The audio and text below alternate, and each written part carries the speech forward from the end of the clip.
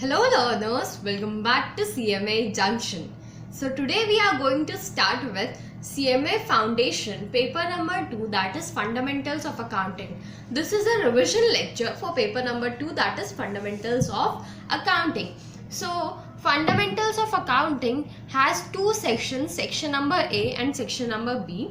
Section number A is Fundamentals of Financial Accounting and section number B is Fundamentals of Cost Accounting. Section number A has three chapters: Accounting Basics, Accounting for Special Transactions, Preparation of Final Accounts and Fundamentals of Cost Accounting. So section number A has three chapters and the weightage is given as Accounting Basics have 35% weightage, Accounting for Special Transaction has 20% weightage and Preparation of Final Accounts has 25% weightage. At last, section number B has 20% weightage.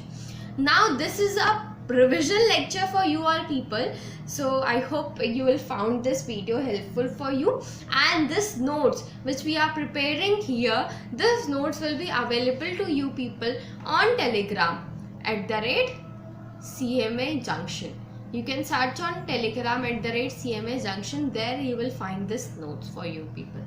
Okay, so let's start. Study note 1, that is Accounting Basics. Now, accounting basics. We first start with accounting principles, concepts and conventions. Accounting principles क्या है, accounting concepts क्या है, accounting conventions क्या है. सबसे पहले हमारा main focus इनके ऊपर होगा, ठीक है. So let's start introduction to financial accounting. देखिए, हमारी जो बिजनेस एक्टिविटीज़ होती है, हम बिजनेस क्यों करते हैं? बिजनेस हमारा मेन एम होता है बिजनेस करने का ताकि हम प्रॉफिट्स अर्न कर सकें या फिर हम हमारी वेल्थ मैक्सिमाइज कर सकें, ठीक है. सो कभी भी कोई भी पर्सन बिजनेस क्यों करता है? क्योंकि वो खुद चाहता है प्रॉफिट अर्न करना. तो हमको पता होना चाहिए कि बिजनेस जो है एक इकोनॉमिक एक्टिविटी है जिसका मेन मोटिव क्या होता है, प्रॉफिट अर्न करना या फिर अपनी वेल्थ को मैक्सिमाइज करना. मतलब आपके पास जो भी रिसोर्सेज अवेलेबल है उनको मैक्सिमाइज करना. बिजनेस एक्टिविटी डिफरेंट फॉर्म्स में की जा सकती है. देखिए, बिजनेस करना है हमको, तो बिजनेस करना है तो बिजनेस एक्टिविटीज परफॉर्म करनी होगी, and these business activities can be performed through organizations, and these organizations have different forms. For example, sole proprietorship, partnership, body corporate and many more forms can be there for performing business activities. Now basic purpose of business activity is we are performing business activity. Business activity means we are producing goods or providing services, ठीक है. So as we are providing goods or providing services, in that case this is known as business activity. And why we are doing this business activity? To satisfy customer demand. देखिए, हमारा at last main motive क्या होने वाला है? हमारा main motive है to earn profit. And profit earn करने के लिए बहुत ज़रूरी है कि आप अपने कस्टमर्स की डिमांड को फुलफिल करें. अगर आप अपने कस्टमर्स की डिमांड फुलफिल नहीं कर पाएंगे तो आप प्रॉफिट भी अर्न नहीं कर पाएंगे. ऐसे प्रोडक्ट्स बना रहे हैं आप जिसकी कस्टमर को डिमांड ही नहीं है, इन दैट केस प्रोडक्शन तो हो रहा है पर कोई भी पर्सन नहीं है उसको खरीदने वाला, इन दैट केस आपको प्रॉफिट अराइज नहीं होने वाला है, ठीक है. सो हमको बिजनेस एक्टिविटी करनी है, ऐसी बिजनेस एक्टिविटी करनी है जिसमें हम सेटिस्फाई कर रहे हैं कस्टमर की डिमांड को, ऐसी प्रोडक्ट और सर्विसेज प्रोवाइड कर रहे हैं जिससे हम कस्टमर की डिमांड को सेटिस्फाई कर पा रहे हैं, ठीक है. तो सबसे पहले हमने देखा that business main motive is to earn profit और मैक्सिमाइज वेल्थ.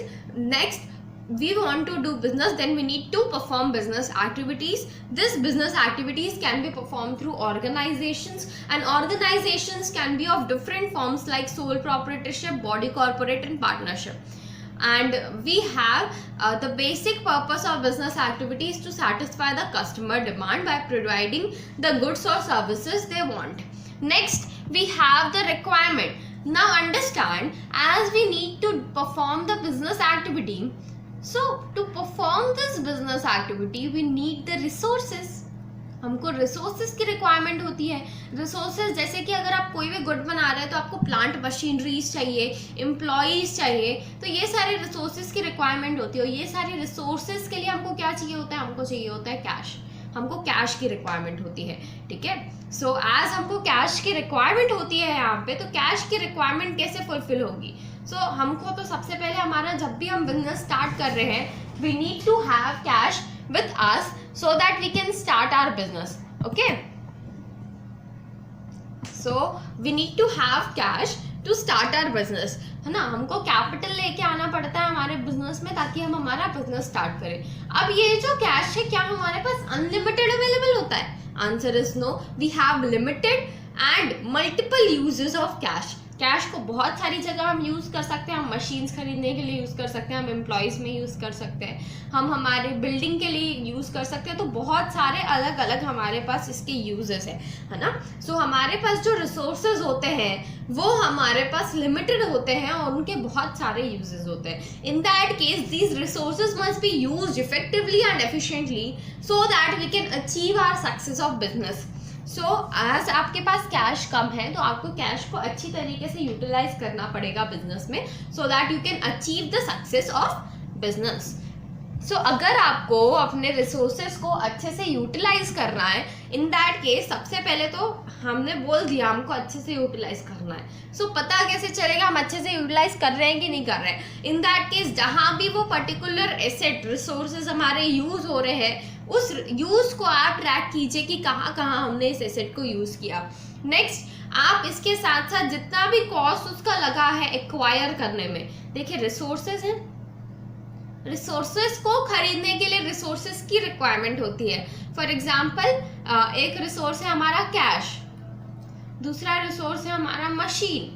मशीन को खरीदने के लिए हमको कैश की रिक्वायरमेंट होती है ना। इन दैट केस हम एक रिसोर्स को देख के दूसरा रिसोर्स खरीद रहे हैं, तो जितना भी आपको कॉस्ट पड़ रहा है वो भी ध्यान रखना आपको बहुत इंपॉर्टेंट है ना, कि हमने उस पर्टिकुलर एसेट में कितना कॉस्ट लगाया है। तो दो चीजें आपको ध्यान रखनी पड़ेगी, जो भी रिसोर्सेज है उसका यूज ध्यान रखना है आपको कि कहाँ कहाँ यूज हो रहा है, और उसके साथ साथ the cost of acquiring that particular asset must also be taken into consideration. Next we come to, as we know business has a motive of earning profit. हमको पता है मोटिव क्या है, अर्न करना प्रॉफिट। अब कभी भी आपको प्रॉफिट अर्न करना है तो क्या एक दिन के अंदर प्रॉफिट अर्न कर लेगा बिजनेस? आंसर इज नो, हमको कंटिन्यूअसली प्रॉफिट अर्न करना है। कंटिन्यूअसली प्रॉफिट अर्न करना है तो आपकी जो भी बिजनेस एक्टिविटीज है उनको आपको कंटिन्यूअसली ट्रैक करना पड़ेगा।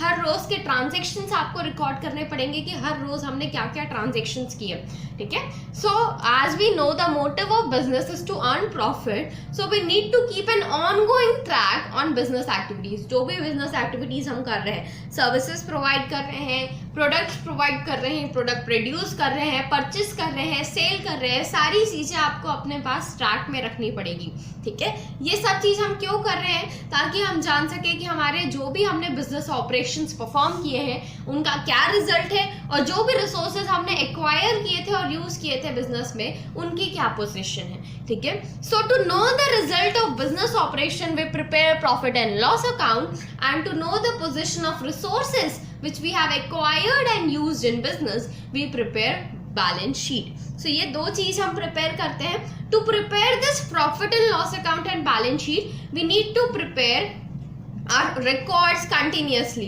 So जो भी business activities हम perform कर रहे हैं उन business activities को continuously record करना पड़ेगा हमको, अगर आपको profit and loss account और balance sheet बनानी है तो.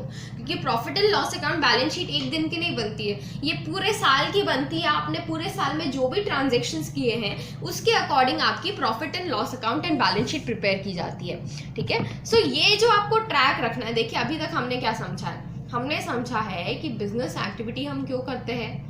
बिजनेस एक्टिविटी हम करते हैं टू अर्न प्रॉफिट. पहला हमारा मेन एम होता है अर्न प्रॉफिट. नेक्स्ट हमारा एम होता है हमको हमारे वेल्थ को मैक्सिमाइज करना होता है, ठीक है. प्रॉफिट अर्न करने के लिए और वेल्थ मैक्सिमाइज करने के लिए हम बिजनेस एक्टिविटीज परफॉर्म करते हैं, और ऐसी बिजनेस एक्टिविटीज परफॉर्म करते हैं जिससे हम कस्टमर डिमांड को सेटिस्फाई कर सके, ठीक है. एज हमारा मेन एम प्रॉफिट अर्न करना है, इन दैट केस भी क्या करना पड़ता है, हम जो भी बिजनेस एक्टिविटी परफॉर्म कर रहे हैं उनका हमको ऑनगोइंग ट्रैक रखना पड़ता है. ऑनगोइंग ट्रैक रखने के लिए हम बनाते हैं profit and loss account and balance sheet. हर साल की profit and loss account and balance sheet बनाते हैं. Profit and loss account operations की, बिजनेस ऑपरेशन से क्या रिजल्ट आया उसको बताता है। बैलेंस शीट आपने जो भी रिसोर्सेज खरीदे उनका कितना आपने यूज किया और उनकी पोजीशन क्या है वो बताता है, ठीक है। प्रॉफिट एंड लॉस अकाउंट और बैलेंस शीट ये प्रिपेयर करने के लिए आपको क्या रखना पड़ेगा, आपको अपने रिकॉर्ड करने पड़ेंगे सारे ट्रांजेक्शन्स ऑफ जो भी आपने परफॉर्म किए। सारे ट्रांजेक्शन्स को रिकॉर्ड करने के लिए we need to prepare bookkeeping and accounting. I hope ये क्लियर हुआ हो आपको। ये चार्ट आप भी प्रिपेयर कर सकते हैं ताकि आपको क्लैरिटी रहे। साथ में नोट्स मैं आपको प्रोवाइड कर रही हूँ, जो भी एक्स्ट्रा चीजें मैं आपको लिखवा रही हूँ वो भी आप साथ साथ लिखते जाइएगा, ठीक है। सो नेक्स्ट हम आते हैं, हमने बोला कि अगर रिकॉर्ड करना है सारे ट्रांजेक्शन्स तो we need to prepare bookkeeping and accounting. So what is bookkeeping? Bookkeeping is a science and art of correctly recording in books of account all those business transactions that result in transfer of money or money is worth। क्या बोल रहा है? Book keeping मतलब correctly recording, book keeping मतलब record करना, books of account में transactions को record करना, सारे बिजनेस ट्रांजेक्शन्स को रिकॉर्ड करना सही तरीके से, ये बुक कीपिंग कहलाता है। तो फर्स्ट पॉइंट हमको मिल गया कि बुक कीपिंग क्या है, करेक्टली रिकॉर्डिंग ऑफ ट्रांजेक्शन्स, ठीक है। So correctly recording of transaction is known as bookkeeping। Next point है यहाँ पे कि कौन से ट्रांजेक्शन्स रिकॉर्ड करने हैं, ऐसे ट्रांजेक्शन्स जिनसे क्या हो रहा है, ट्रांसफर ऑफ मनी और मनीज वर्थ। ऐसे ट्रांजेक्शन्स जिससे हमारा मनी या मनी वर्थ ट्रांसफर हो रहा है। मनी वर्थ मतलब ऐसी चीजें जिनकी वैल्यू है इन मनी, ठीक है। सो करेक्टली रिकॉर्डिंग ऑफ ट्रांजेक्शन्स, ऐसे ट्रांजेक्शन्स जिनसे क्या हो रहा है, ट्रांसफर ऑफ मनी और मनी इज वर्थ, ठीक है। सो ये दो पॉइंट आपको ध्यान रखना है, किससे रिलेटेड, बुक कीपिंग से रिलेटेड। यहाँ पे हम सिर्फ रिकॉर्ड करते हैं। नेक्स्ट आते हैं अगर अकाउंटिंग के डेफिनेशन पे। So accounting is the art of recording, classifying, summarising in a significant manner in terms of money, transactions and events which are in part at least of financial character and interpreting results thereof। तो यहाँ पे हमारे क्या क्या काम है, accounting में हम क्या करते हैं, अकाउंटिंग में हम रिकॉर्डिंग करते हैं, we classify the transactions, summarising and इसके साथ साथ एट लास्ट लिखा हुआ है इंटरप्रेटिंग रिजल्ट्स देयरऑफ। तो एक और काम यहाँ पे होता है, that is interpreting the results, ठीक है। सो ये सारे काम हम हमारे किसके हैं, अकाउंटिंग के वर्क है ये सब, ठीक है। हम अकाउंटिंग के अंदर रिकॉर्डिंग करते हैं, क्लासिफाइंग करते हैं, समराइज करते हैं और जो भी रिजल्ट आता है एट लास्ट उसको जो भी यूजर्स हैं उन तक प्रोवाइड करते हैं, ठीक है। सो ये सारे काम है। और कौन से ट्रांजेक्शन्स हम रिकॉर्ड करते हैं यहाँ पे, ऐसे ट्रांजेक्शन्स जो मनी या मनी इज वर्थ है, मतलब at least in part at least of financial character, मतलब कुछ ना कुछ उनका पार्ट फाइनेंशियल कैरेक्टर का होना चाहिए, तब आप उनको रिकॉर्ड करेंगे। तो आप बोल सकते हैं मनी और मनी इज वर्थ, यहाँ पे भी लिखा हुआ है, ठीक है। So recording, classifying, summarising and interpreting results thereof. तो यहाँ पे आपको दो चीजें ध्यान रखनी है अकाउंटिंग से रिलेटेड, कि अकाउंटिंग का वर्क क्या है, recording, classifying, summarising and interpreting results thereof. और यहाँ पे कौन से ट्रांजेक्शन्स रिकॉर्ड किए जाते हैं, जो कि मनी और मनीज वर्थ के होते हैं। बुक कीपिंग में हमने क्या देखा कि करेक्टली रिकॉर्डिंग ऑफ ट्रांजेक्शन्स है वहां पे, और ऐसे ट्रांजेक्शन्स जिन पे ट्रांसफर हो रहा है ऑफ मनी और money's worth. I hope clear हुआ हो आपको दोनों डेफिनेशंस। अब समझिएगा, अकाउंटिंग के अंदर तो रिकॉर्डिंग भी कवर्ड है। इन दैट केस देखिए, हमने बोला यहाँ रिकॉर्डिंग कवर्ड है, यहाँ पे भी रिकॉर्डिंग है। इन दैट केस हम बोल सकते हैं कि जो अकाउंटिंग है, बुक कीपिंग जो है वो अकाउंटिंग का ही पार्ट है। Bookkeeping is a part of accounting. So अब नेक्स्ट हम आ रहे हैं ऑब्जेक्टिव्स ऑफ अकाउंटिंग। इससे पहले हम एक बार हमारा difference between book keeping and accounting देख लेते हैं, ताकि आपको अच्छे से क्लैरिटी आ जाए इस पे। देखिए, बुक कीपिंग हमने बोला कि बुक कीपिंग में हम सिर्फ रिकॉर्डिंग करते हैं, लेकिन अकाउंटिंग के अंदर हम रिकॉर्डिंग, क्लासिफाइंग, समराइजिंग सब कुछ करते हैं, है ना। सो देखिए, रिकॉर्डिंग यहाँ हो रही है, फर्स्ट टाइम जो भी ट्रांजेक्शन होगा वो यहाँ रिकॉर्ड होगा, और उसके बाद वो ट्रांजेक्शन कहाँ जाएगा, यहाँ जाएगा अकाउंटिंग के अंदर, क्योंकि यहाँ पे हम जर्नल लेजर, ट्रायल बैलेंस के through recording, classifying and summarising करेंगे, ठीक है। सो यहाँ का आउटपुट क्या होता है, बुक कीपिंग का आउटपुट जो भी बनता है, दैट इज हम जो रिकॉर्डिंग करते हैं ट्रांजेक्शन का, वो हमारे बुक कीपिंग का आउटपुट है। ये आउटपुट जो है वो बनता है इनपुट फॉर अकाउंटिंग। क्योंकि ये जो भी चीज़ हमने यहाँ पे फर्स्ट टाइम रिकॉर्ड किया है उसको हम यूज़ करने वाले हैं अकाउंटिंग में, ताकि यहाँ पे हम सारे ट्रांजेक्शन्स को रिकॉर्ड, समराइज एंड इंटरप्रेट कर पाएँ, ठीक है। सो अब आती है बात अकाउंटिंग। अकाउंटिंग का आउटपुट क्या होता है? अकाउंटिंग का आउटपुट होता है जो भी हम फाइनेंशियल स्टेटमेंट प्रिपेयर करते हैं, ये आउटपुट का यूज़ क्या होता है? तो समझिएगा, आउटपुट के यूज से डिसीजंस आते हैं बाय द यूजर्स, ठीक है। इसका जो भी आउटपुट होता है वो जो है इनपुट बनता है for decision by the users of accounting information, ठीक है। समझिएगा क्या बोल रहा है। हमारा बुक कीपिंग क्या है? बुक कीपिंग मतलब रिकॉर्ड करना ट्रांजेक्शन्स। रिकॉर्ड करने के बाद हम कहाँ जाते हैं? अकाउंटिंग की वर्क के जाते हैं। In that case the output of book keeping becomes input for accounting and the accounting's output become input for decision by the users of accounting information। तो अगर किसी भी यूजर को अकाउंटिंग इंफॉर्मेशन से रिलेटेड डिसीजन लेना है तो वो किसके थ्रू लेता है? वो लेता है अकाउंटिंग का जो भी आउटपुट आता है उसके थ्रू। नेक्स्ट आते हैं बुक कीपिंग। बुक कीपिंग का मेन पर्पस क्या है? सो बुक कीपिंग का पर्पस है, हमने पहले ही पढ़ लिया उसकी डेफिनेशन पे, कि सिस्टमैटिक रिकॉर्डिंग ऑफ ट्रांजेक्शन्स और correctly recording of transactions. Systematic recording of transactions. Book keeping का मेन पर्पस है सिस्टमैटिकली ट्रांजेक्शन्स को रिकॉर्ड करना। अगर हम अकाउंटिंग का मेन पर्पस देखें तो यहाँ पे हमारा मेन पर्पस होता है finding results of operation activity, of operating activity of business. So हमारा मेन काम यहाँ पे क्या है? हमारे रिजल्ट्स फाइंड आउट करना ऑपरेटिंग एक्टिविटी ऑफ बिजनेस का, that is profit and loss account prepare करना, और उसके थ्रू हमारे बिजनेस एक्टिविटीज क्या कर रहे हैं वो देखना। और साथ साथ हम बैलेंस शीट भी हमारा मेन एम होता है। So financial strength of business भी जानना हमारा यहाँ पे काम होता है। दो चीज हम यहाँ पे फाइंड आउट करते हैं, पहला तो operating activity of business and financial strength of business. Next अगर नेचर की बात की जाए तो बुक कीपिंग को बोला जाता है फाउंडेशन ऑफ अकाउंटिंग, क्योंकि यहाँ पे फर्स्ट टाइम हम रिकॉर्ड करते हैं किसी भी ट्रांजेक्शन को, और यहाँ पे रिकॉर्ड करने के बाद ही हम अकाउंटिंग की सारी चीजें परफॉर्म कर पाएंगे। इसीलिए हमारे अकाउंटिंग का फाउंडेशन माना जाता है बुक कीपिंग।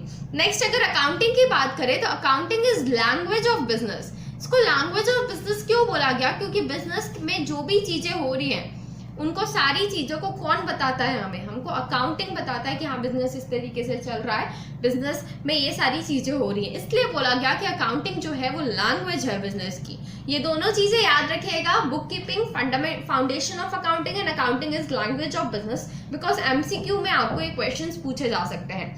नेक्स्ट आते हैं हम कैरीड बाय। कौन ये बुक कीपिंग और अकाउंटिंग परफॉर्म करता है? तो book keeping is carried bye junior staff and accounting is performed by senior staff. अब सीनियर स्टाफ में कौन से सीनियर स्टाफ होने चाहिए? जिनके पास स्किल हो ऑफ एनालिसिस एंड इंटरप्रिटेशन, ठीक है। नेक्स्ट पॉइंट में अगर हम आए तो ऑब्जेक्टिव क्या होता है हमारे बुक कीपिंग का? ऑब्जेक्टिव होता है यहाँ पे हमारे सारे ट्रांजेक्शन्स को रिकॉर्ड करना विथ एविडेंस, ठीक है। हम सारे ट्रांजेक्शन्स को यहाँ रिकॉर्ड करते हैं और ट्रांजेक्शन्स को आपको रिकॉर्ड करना है उनके एविडेंस के साथ, ठीक है। हर ट्रांजैक्शन का आपके पास एविडेंस अवेलेबल होना चाहिए। नेक्स्ट अगर हम अकाउंटिंग की बात करें तो अकाउंटिंग का ऑब्जेक्टिव सिर्फ बुक कीपिंग नहीं होता है, मतलब अकाउंटिंग के अंदर ही बुक कीपिंग कवर्ड है। सो यहाँ पे हमारा ऑब्जेक्टिव बुक कीपिंग का ऑब्जेक्टिव होता है, दैट इज ट्रांजैक्शंस को रिकॉर्ड करना विद एविडेंस। इसके साथ साथ हमारा ऑब्जेक्टिव होता है एनालाइज करना, इंटरप्रेट करना reported financial information to for informed decisions. तो हमारा काम है bookkeeping, analysing and interpreting the जो भी हमने अपना निकाला है, दैट इज जो भी इंफॉर्मेशन हमने निकाली है वो इंफॉर्मेशंस को हमको एनालाइज और इंटरप्रेट करना होता है ताकि इसके थ्रू डिसीजंस ले सके। कौन लेगा डिसीजंस? यूजर्स, ठीक है। आई होप क्लियर हुआ हो। 5 हमने डिफरेंसेस देखे between book keeping and accounting. Book keeping का जो आउटपुट होता है वो इनपुट बनता है फॉर अकाउंटिंग पर्पस होता है सिस्टमैटिक रिकॉर्डिंग ऑफ ट्रांजैक्शंस। यहाँ होता है रिजल्ट्स फाइंड आउट करना, that is profit and loss and balance sheet prepare करना। नेचर यहाँ पे फाउंडेशन ऑफ अकाउंटिंग है, वहाँ लैंग्वेज ऑफ बिजनेस है, carried bye junior staff, senior staff, and objective यहाँ पे ट्रांजेक्शन्स रिकॉर्ड करना होता है विद एविडेंस, एंड अकाउंटिंग में होता है एनालाइज करना एंड इंटरप्रेट करना information to the users for decision making. अब आते हैं मेन ऑब्जेक्टिव क्या होता है हमारे अकाउंटिंग का। तो हमने अभी ऑब्जेक्टिव देख लिया, बाकी एक बार हम इन डिटेल यहाँ पे डिस्कस करने वाले हैं। सबसे पहले ऑब्जेक्टिव ऑफ अकाउंटिंग क्या होता है। हमारा ऑब्जेक्टिव होता है प्रोवाइड करना informations for to users for rational decision making, ये हमने अभी देखा। Next recording of transaction, systematically हमारा यहाँ पे रिकॉर्ड करना होता है ट्रांजेक्शन, जैसे कि मैंने आपको बोला। बुक कीपिंग, अकाउंटिंग का ऑब्जेक्टिव क्या है, बुक कीपिंग भी ऑब्जेक्टिव है, इंटरप्रेटिंग भी ऑब्जेक्टिव है और साथ साथ एनालाइजिंग भी ऑब्जेक्टिव है ना। सो एनालाइजिंग एंड इंटरप्रेटिंग यहाँ पे कर लिया हमने, सिस्टमैटिक रिकॉर्डिंग ऑफ ट्रांजेक्शन यहाँ हो गए। नेक्स्ट बोल रहा है ascertainment of results of above transactions, that is profit and loss account prepare करना। नेक्स्ट एसरटेन करना financial position, that is balance sheet prepare करना। और ये जो आपने profit and loss account balance sheet prepare की है उसके हिसाब से सॉल्वेंसी पोजीशन जानना। आई होप क्लियर हुआ हो। फर्स्ट हमारा ऑब्जेक्टिव है interpreting and analysing the information to and providing it to the users for rational decision making. Next is systematic recording of transaction, that is bookkeeping. Next profit and loss maintain करना, balance sheet maintain करना and solvency position बताना according to profit and loss account and balance sheet. Next अगर हम आए functions of accounting, accounting के functions क्या है। First function है of accounting that is measurement. क्या चीज हम यहाँ पे मेजर करते हैं, हम मेजर करते हैं past performance of business entity. देखिए जो भी हम अकाउंटिंग करते हैं वो जो पास्ट परफॉर्मेंस हमने की है उसी की हम अकाउंटिंग करते हैं। देखिए ये हमारा ईयर है 2019-20। 2019-20 में एट लास्ट हम प्रिपेयर करते हैं प्रॉफिट एंड लॉस अकाउंट और बैलेंस शीट। लास्ट में क्यों प्रिपेयर करते हैं, क्योंकि इस पर्टिकुलर पास्ट पीरियड के सारे ट्रांजेक्शन्स को हमको यहाँ रिकॉर्ड करना होता है। सो पास्ट परफॉर्मेंस को हम यहाँ पे एनालाइज करते हैं, इसलिए बोला गया मेजरमेंट होता है ऑफ पास्ट परफॉर्मेंस। नेक्स्ट इस पास्ट परफॉर्मेंस के थ्रू हम फ्यूचर की परफॉर्मेंस को एनालाइज कर सकते हैं, फोरकास्ट कर सकते हैं, किसके थ्रू, जो हमने पास्ट परफॉर्मेंस की है उसके थ्रू। नेक्स्ट डिसीजन मेकिंग, हमको पता है कि जो भी इंफॉर्मेशन हम प्रोवाइड करते हैं through accounting that is used by the users for decision making. So यही चीज बोल रहा है कि हमारे अकाउंटिंग का मेन फंक्शन क्या है, decision making, that is information provide करना to the users for decision making. Next comparison and evaluation, आप अपनी एक पर्टिकुलर ईयर की परफॉर्मेंस को दूसरी ईयर से कंपेयर कर सकते हैं with the help of accounting, क्योंकि आपने पिछले साल भी अकाउंटिंग प्रिपेयर की होगी। फॉर एग्जांपल 2018-19 का हम 2019-20 से कंपेयर करना चाहते हैं। So that can be possible just because of accounting, because we have prepared accounts for the year 2018-19 as well as for the year 2019-20. next आती है बात कंट्रोल। सो देखिए जब भी हम अकाउंटिंग प्रिपेयर करते हैं, सो अकाउंटिंग प्रिपेयर करने से we know about our organisation, that how our organisation is working. अब हमको पता है कि हमारी ऑर्गेनाइजेशन किस तरीके से वर्क कर रही है, तो हम हमारी वीकनेसेस भी फाइंड आउट कर पाएंगे और ये वीकनेसेस को हम ठीक भी कर पाएंगे और फीडबैक्स भी ले पाएंगे। इन दैट केस कंट्रोल का मेन पॉइंट ही आ रहा है, अकाउंटिंग के थ्रू आप वीकनेसेस फाइंड आउट कर पा रहे हैं और उसके थ्रू आप कंट्रोल मेंटेन कर पा रहे हैं। Next government regulation and taxation, government भी आपको अकाउंट्स प्रिपेयर करने बोलती है, कई सारे केसेस में कंपलसरी होता है आपको अकाउंट्स प्रिपेयर करना, और इससे आपका टैक्स कैलकुलेट करने में बहुत इजीली ये कैलकुलेट किया जा सकता है। ठीक है, सो ये थे हमारे objectives and functions of accounting. Next हम आते हैं अकाउंटिंग साइकिल पे।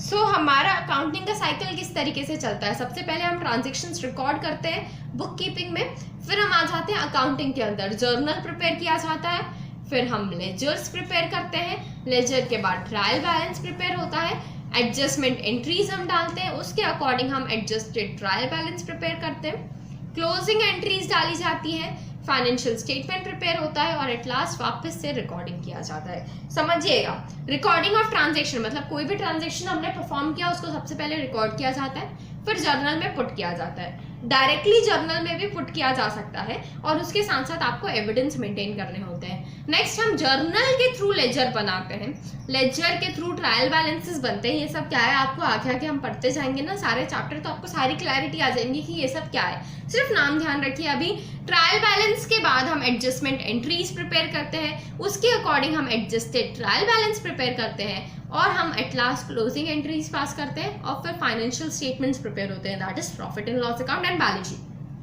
सो यहाँ तक that is financial statement prepare करने के बाद आपका एक पर्टिकुलर फाइनेंशियल ईयर कंप्लीट हो जाता है। उसके बाद नेक्स्ट फाइनेंशियल ईयर के लिए आप वापस से रिकॉर्डिंग से स्टार्ट करते हैं। इसीलिए बोला गया अकाउंटिंग साइकिल है, ये कंटिन्यूसली चलता जाता है क्योंकि हमारा जो कंसर्न है, हमारी जो एंटिटी है वो गोइंग कंसर्न है ना, इसलिए। नेक्स्ट हम आते हैं अकाउंटिंग क्लासिफिकेशन पे। सो अकाउंटिंग 3 तरीके से की जाती है, पहला है फाइनेंशियल, सेकंड है cost accounting and third is management accounting.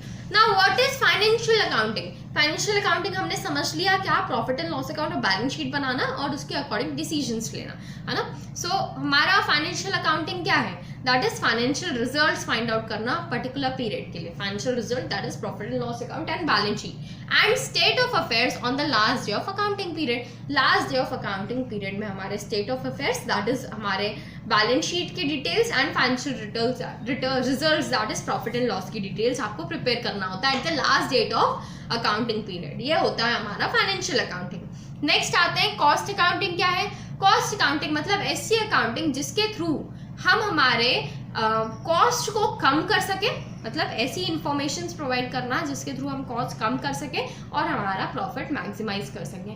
Of course ये बातें एक चीज ध्यान रखिएगा, when we are reducing our expenses we are increasing our profit. पहले हमारा जो एक्सपेंस 100 रुपए का हुआ करता था 50 रुपए का होने लग गया।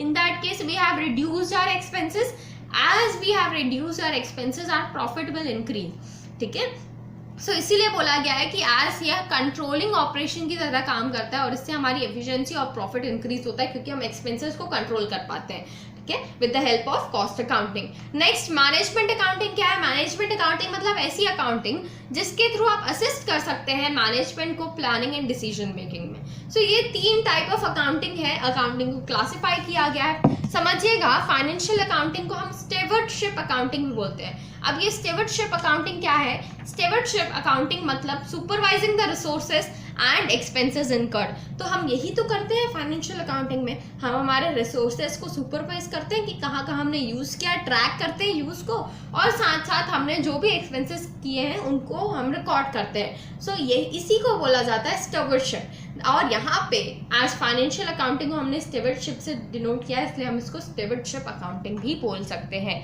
Next cost accounting. कॉस्ट में हम क्या करते हैं? कंट्रोल करते हैं हमारा कॉस्ट को, इसलिए हम इसको कंट्रोल अकाउंटिंग भी बोल सकते हैं। नेक्स्ट मैनेजमेंट अकाउंटिंग, एज इसमें हम असिस्ट करते हैं मैनेजमेंट को डिसीजन मेकिंग में, इसलिए इसको डिसीजन अकाउंटिंग भी बोला गया है। सो ये जो नाम है उसको अच्छे से ध्यान रखिएगा, आपको एमसीक्यूज में पूछे जा सकते हैं, ठीक है। नेक्स्ट आते हैं बेसिस ऑफ अकाउंटिंग में। सो 2 बेसिस होते हैं जिसके थ्रू हम अकाउंटिंग कर सकते हैं। First one is accrual basis, second one is cash basis. Accrual basis क्या होता है उसको समझने से पहले कैश बेसिस समझ लेते हैं, ठीक है। कैश बेसिस मतलब रिकॉर्ड करना ट्रांजेक्शन्स को जब हमने उस पर खर्च किया, जब भी हमारे पास से कैश गया, कैश आया, तभी रिकॉर्ड करना। फॉर एग्जाम्पल हमने कोई एक्सपेंस कर लिया, ठीक है, या फिर समझते हैं हमने परचेस किया है, ठीक है, हमने हमारे रॉ मटेरियल्स परचेस किए। किससे परचेस किए? हमने सप्लायर से परचेस किए, लेकिन अभी हमने पेमेंट नहीं की है। ये कब का ट्रांजैक्शन है? 2019-20 में हमने परचेस किया है रॉ मटेरियल सप्लायर से, लेकिन पेमेंट नहीं की है। पेमेंट कब की हमने? पेमेंट की हमने 2020-21 में। तो बताइए 2019-20 में अगर आप कैश बेसिस फॉलो कर रहे हैं तो क्या ये परचेस रिकॉर्ड किया जाएगा? आंसर इज नो, हम रिकॉर्ड नहीं करेंगे क्योंकि यहाँ पे हमारे पास से कैश जा रहा है। क्या? आंसर इज नो, हम यहाँ पे कैश दे ही नहीं रहे। हम तो यहाँ पे हमने क्रेडिट पर ट्रांजेक्शन किया, तो यहाँ पे तो हम कैश दे ही नहीं रहे, इसलिए ट्रांजेक्शन रिकॉर्ड भी नहीं किया जाता इन कैश बेसिस। जब भी आप पैसे देंगे, दैट इज हम कब पैसे दे रहे हैं? 2020-21 में पैसे दे रहे हैं। इन दैट केस जब आप पैसे देंगे तभी आपको वो ट्रांजेक्शन को रिकॉर्ड करना है कैश बेसिस के अकॉर्डिंग। अगर हम आए एक्रूअल बेसिस ऑफ अकाउंटिंग की, एक्रूअल बेसिस ऑफ अकाउंटिंग क्या होता है? एक्रूअल बेसिस मतलब यहाँ पे अगर हमने परचेस कर लिया है रॉ मटेरियल सप्लायर से विथआउट पेमेंट, अभी हमने पेमेंट नहीं किया है 2019-20 में, तो भी ये ट्रांजेक्शन हमारा एक्रूअल बेसिस के अंदर रिकॉर्ड किया जाएगा और ये ट्रांजेक्शन हमारा कैश बेसिस के अंदर रिकॉर्ड नहीं होता। ये आपको ध्यान रखना है। ठीक है। हम 2020-21 में जाके उसको रिकॉर्ड नहीं करेंगे, हम कब रिकॉर्ड कर लेंगे, हम रिकॉर्ड कर लेंगे 2019-20 में ही, और जब कैश जाएगा हमारे हाथ से 2020-21 में, तब उसकी रिकॉर्डिंग और एक्स्ट्रा कर दी जाएगी। मतलब कैश गया, पहले हमने रिकॉर्ड कर लिया रॉ मटेरियल आया, और उसके बाद 2020-21 में हमने रिकॉर्ड कर लिया कि हमारे पास से कैश गया है, ठीक है। सो इस तरीके से रिकॉर्डिंग होती है, ध्यान दीजिएगा।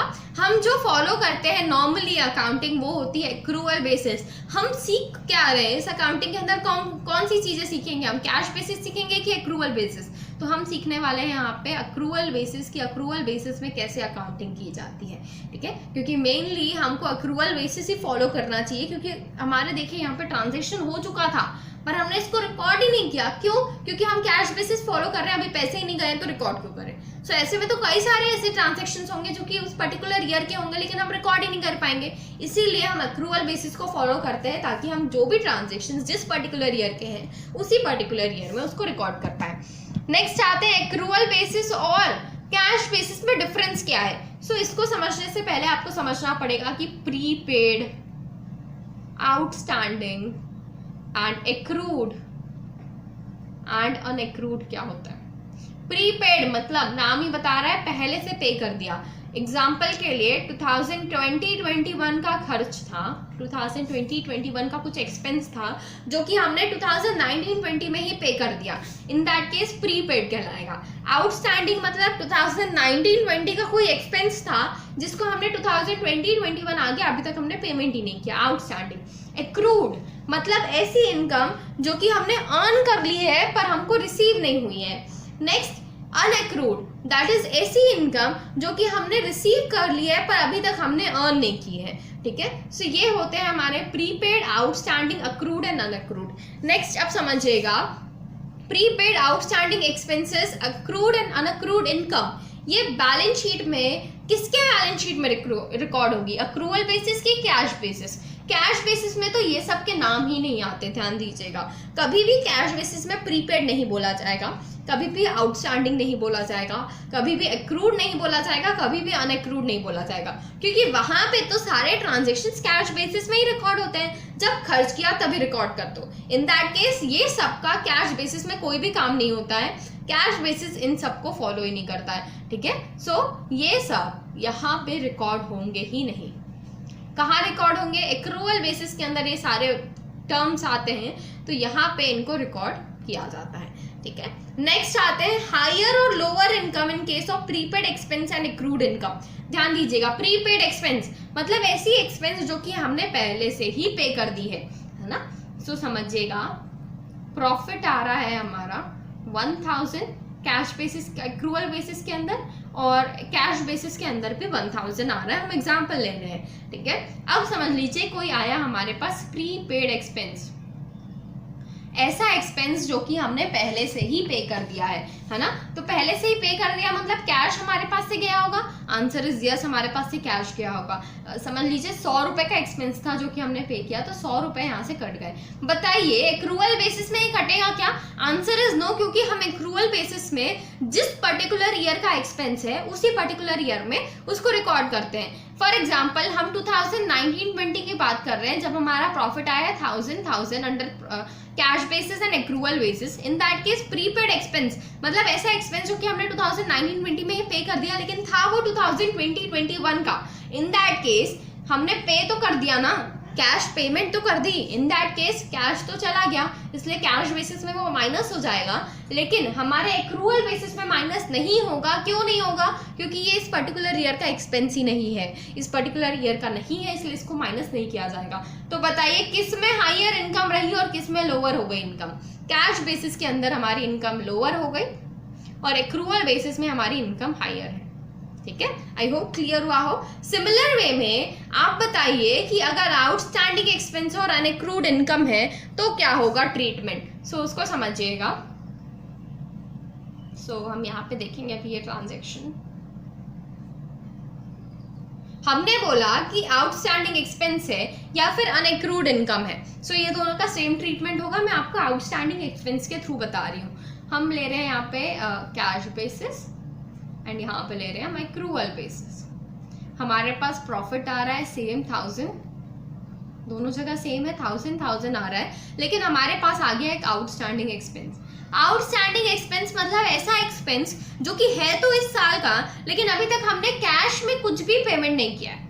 अब कैश में कुछ भी नहीं दिया तो कैश में से तो कुछ भी माइनस नहीं होने वाला है, पर एज है इसी पर्टिकुलर ईयर का तो एक्रूअल बेसिस में तो माइनस होगा ही, है ना। सो एक्रूअल बेसिस में से तो माइनस होगा ही। इन दैट केस यहाँ पे 900 हो गया, यहाँ पे 1000 हो गया। अब बताइए कि कौन सी इनकम हाइयर है, कौन सी इनकम लोअर है। तो यहाँ पे हो गई हमारी इनकम लोअर और यहाँ पे हो गई हमारी income higher. I hope clear हुआ हो। नेक्स्ट देखिए, availability of option to an accountant to manipulate the accounts by way of choosing most suitable method out of alternatives। देखिए कई सारी चीजें होती है जिस पे हम अकाउंटिंग करने के हमारे पास कई सारे मेथड होते हैं। That is first in first out method, last in first out method, SLM that is straight line method, return down value method. ये सारे मेथड्स के ऑप्शंस हमको कहाँ पे मिलते हैं? एक्रूअल बेसिस में सब कुछ आपको मिलता है, पर कैश बेसिस में आपको ये सारी चीजें नहीं मिलेंगी। इसीलिए बोला जाता है कि एक्रूअल बेसिस फॉलो करो, क्योंकि यहाँ पे सारी चीजें बहुत अच्छी तरीके से जिस पर्टिकुलर ईयर का ट्रांजेक्शन है उसी पर्टिकुलर ईयर में रिकॉर्ड किए जाते हैं। ठीक है, सो आई होप क्लियर हुआ हो। नेक्स्ट हम आ रहे हैं बेसिक अकाउंटिंग टर्म्स में। समझिएगा बेसिक अकाउंटिंग टर्म्स बहुत इंपॉर्टेंट है ताकि हम आगे की चीजों को अच्छे से समझ पाए। सबसे पहले हमारे पास आ रहा है ट्रांजैक्शन। सो समझिए ट्रांजैक्शन क्या होता है। ट्रांजैक्शन मतलब ऐसा इवेंट या बिजनेस एक्टिविटी जिससे हमारा मनी या मनी वर्थ का एक्सचेंज हो रहा है बिटवीन पार्टीज। जैसे कि हमने मशीन खरीदी, तो हमने क्या किया होगा, मशीन खरीदी मिस्टर ए से। मैं एग्जांपल ले रही हूँ, हम इसको एक बार हटाते हैं। So we have mister A and mister B. Mister B के पास मिस्टर ए को मशीन खरीदनी है, तो मिस्टर ए को क्या करना पड़ेगा, मिस्टर ए को देना पड़ेगा कैश मिस्टर बी को, और मिस्टर बी को क्या करना पड़ेगा, मिस्टर बी को मशीन देनी पड़ेगी उसके बदले। ठीक है, सो ये हुआ ट्रांजैक्शन। ट्रांजैक्शन में क्या हो रहा है, ट्रांजैक्शन एक बिजनेस एक्टिविटी है, बिजनेस एक्टिविटी हो रही है यहाँ पे क्योंकि हम यहाँ पे एक्सचेंज कर रहे हैं। क्या एक्सचेंज हो रहा है, मनी या मनी इज वर्थ, मनी या मनी इज वर्थ। तो यहाँ पे मनी हमारा एक्सचेंज हो रहा है और उसके बदले हमको money is worth that is machinery मिल रही है बिटवीन पार्टीज। हमने दो पार्टी के बीच में कोई ट्रांजेक्शन हुआ है जिस मशीन या मनी या मनी वर्थ के लिए। ठीक है, सो नेक्स्ट हम आते हैं ट्रांजेक्शन को दो तरीके से डिवाइड किया जा सकता है। एक होता है कैश ट्रांजेक्शन, दूसरा होता है credit transaction. Cash transaction that means जो कि कैश के थ्रू हुआ है। क्रेडिट ट्रांजेक्शन मतलब हमने पेमेंट अभी नहीं की है, पेमेंट ड्यू है, पेमेंट करना बचा है, हमने अभी मिस्टर बी को पेमेंट नहीं किया लेकिन मिस्टर बी ने हमको मशीन ट्रांसफर कर दी है। इन दैट केस ये क्या कहलाएगा, क्रेडिट ट्रांजैक्शन। हम अभी पेमेंट नहीं कर रहे, मतलब ऐसा नहीं है कि हम कभी नहीं करेंगे, हम करेंगे पेमेंट लेकिन थोड़े टाइम पीरियड बाद। इन दैट केस वो कहलाता है हमारा क्रेडिट ट्रांजैक्शन। नेक्स्ट आते हैं गुड्स और सर्विसेज। सो गुड्स क्या होती है, गुड्स मतलब टैंजिबल आर्टिकल और कमोडिटी जिस पे बिजनेस डील करता है। ध्यान दीजिएगा, किसी भी चीज को हम गुड नहीं बोल सकते। ऐसी चीज जिस पे बिजनेस हमारा डील करता है, जिस पे हमारे बिजनेस ट्रांजैक्शंस होते हैं, वो ही हमारा गुड कहलाएगा। जैसे कि हमने अगर मशीन खरीदी एज अ कैपिटल, तो इसको हम गुड नहीं बोल सकते, ये हमारा क्या कहलाएगा, ये मशीन ही कहलाएगा, ये एसेट ही कहलाएगा हमारे लिए। ठीक है, इसको गुड नहीं बोला जाएगा। गुड किसको बोला जाएगा, जिस पे हम ट्रांजैक्शंस कर रहे हैं। नेक्स्ट आते हैं हम सर्विसेज। सर्विसेज जो है इनटैंजिबल होती है इन नेचर। ये ऐसी सर्विसेज हैं जिसके थ्रू हम हमारा प्रॉफिट अर्न कर रहे हैं, मतलब जो हमारा मेन काम है सर्विस प्रोवाइड करना। For example we are CMAs, so we are going to be CMAs. In that case we have these services, we are providing services. In that case these services are services for earning profit. ऐसी services जो कि हम profit earn करने के लिए कर रहे हैं, वो हमारी यहाँ पे सर्विसेज कवर की जाएंगी। नेक्स्ट आता है प्रॉफिट और लॉस। क्या होता है प्रॉफिट, क्या होता है प्रॉफिट, मतलब जब आपकी इनकम ज्यादा हो जाए एक्सपेंस से, और लॉस क्या होगा, जब आपके एक्सपेंस इनकम से ज्यादा हो जाए। In that case will treat it as loss.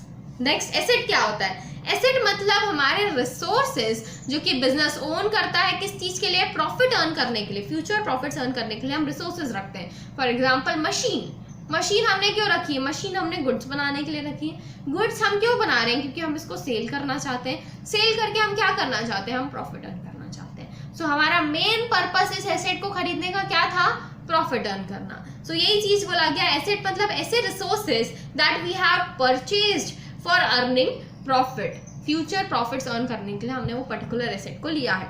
अब एसेट को दो टाइप से डिवाइड किया जा सकता है. First one is tangible asset, second one is intangible asset. Tangible asset मतलब जिनका फिजिकल एग्जिस्टेंस होता है, इनटैंजिबल एसेट मतलब जिनका फिजिकल एग्जिस्टेंस नहीं होता, जैसे कि गुडविल, पेटेंट, ये सारी चीजें. ठीक है. नेक्स्ट आते हैं टैंजिबल एसेट, मतलब आप ले सकते हैं लैंड, बिल्डिंग, मशीनरी, ये सारी चीजें हमारी टैंजिबल एसेट्स कहलाएंगी. नेक्स्ट आते हैं एसेट्स को हम दो और तरीके से डिफाइन कर सकते हैं. फर्स्ट वन हमने देखा टैंजिबल और इनटैंजिबल की तरीके से. नेक्स्ट हम एसेट्स को करंट एसेट्स और नॉन करंट एसेट की तरह भी डिफाइन कर सकते हैं. करंट एसेट क्या होता है? करंट एसेट मतलब ऐसा एसेट जो कि इन कंडीशंस में से कोई एक भी कंडीशन अगर आप सेटिस्फाई कर लेते हैं तो आप करंट एसेट कहलाएंगे.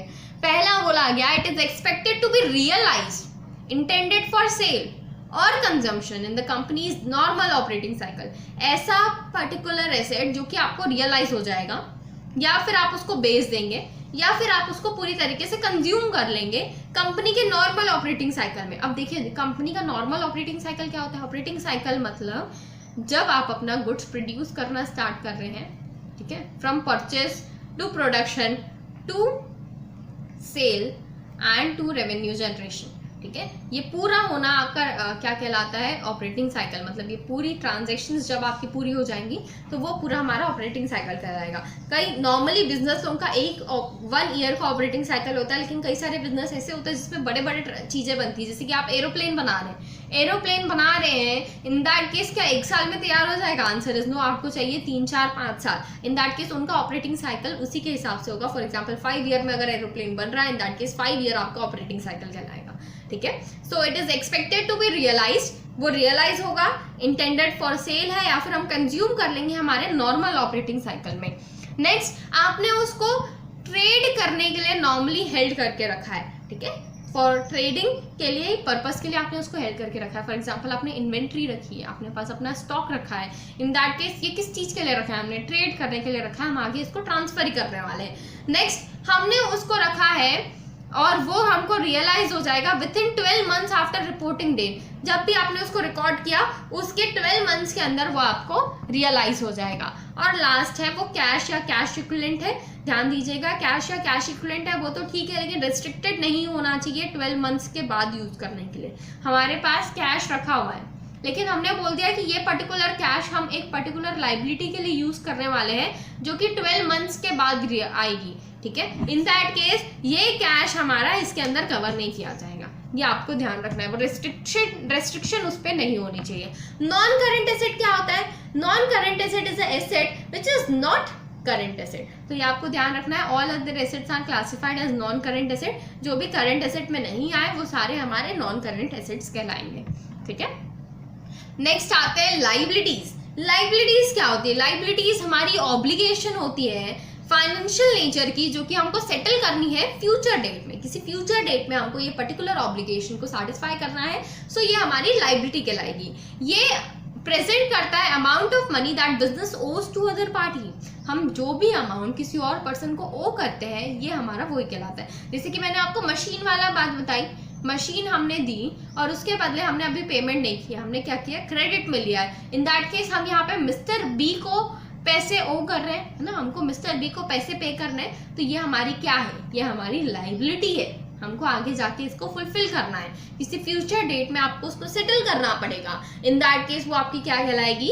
लाइबिलिटी कहलाएगी. जैसे कि हमने एसेट्स को डिवाइड किया था under current assets in current non current assets. Similarly we divide current liabilities and non current liabilities. Now current liabilities क्या होती है? सेम वैसे यहाँ पे भी आप अगर कोई एक कंडीशन फुलफिल करते हैं, कोई भी एक कंडीशन या उससे ज्यादा आप फुलफिल करते हैं तो आप करंट लाइबिलिटी कहलाएंगे.